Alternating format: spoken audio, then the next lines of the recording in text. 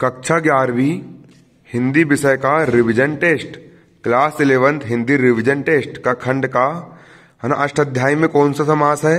पहला अपठित गद्यांश के यहाँ पर उत्तर दिया हूं मैंने आपको, है ना। अपठित है ना, पहला क्वेश्चन था अष्टाध्यायी में कौन सा समास है, तो इसका उत्तर आएगा द्विगु समास। द्विगु समास इसलिए आएगा क्योंकि अष्टाध्यायी लिखा है, वहां पर अष्ट का मतलब होता है 8, त्रिभुवन त्रि, जहां पर पहला पद संख्या वाचक होता है, त्रिभुवन में 3 आया, अष्टाध्यायी में 8 आया, सप्तद्वीप में 7 आया, तो जहां का पहला पद संख्या वाचक होता है वहां पर द्विगु समास होता है। दूसरा, सज्जन में कौन सी संधि होती है, व्यंजन संधि होती है।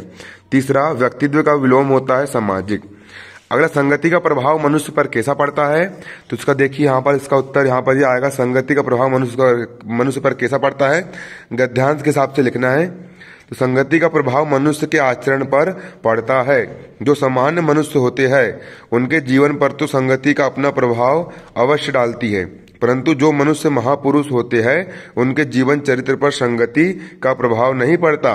वे गलत लोगों के परिवेश में भी रहते हैं और उनके गुण उस महापुरुष में नहीं आ पाते। जैसे चंदन का वृक्ष अपने अंगों से लिपटे हुए विषधरों के प्रति कोई कटुता नहीं करता। दूसरा, आपके विचार से एक सद्गुण संपन्न व्यक्ति का व्यक्तित्व कैसा होता है, तो उत्तर, जो व्यक्ति सद्गुणों से संपन्न होते हैं तथा लोगों के हितों के बारे में सोचते हैं और लोगों की भलाई करते हैं वे महापुरुष होते हैं।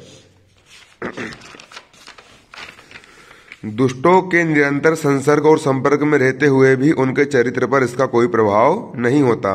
ये चंदन की भांति दुष्प्रवृत्तियों के बीच रहते हुए भी समाज के संतापों को अपनी शीतलता से हटाते हैं। प्रस्तुत गद्यांश का उचित शीर्षक क्या होगा, सद्गुण संपन्न व्यक्ति और संगति।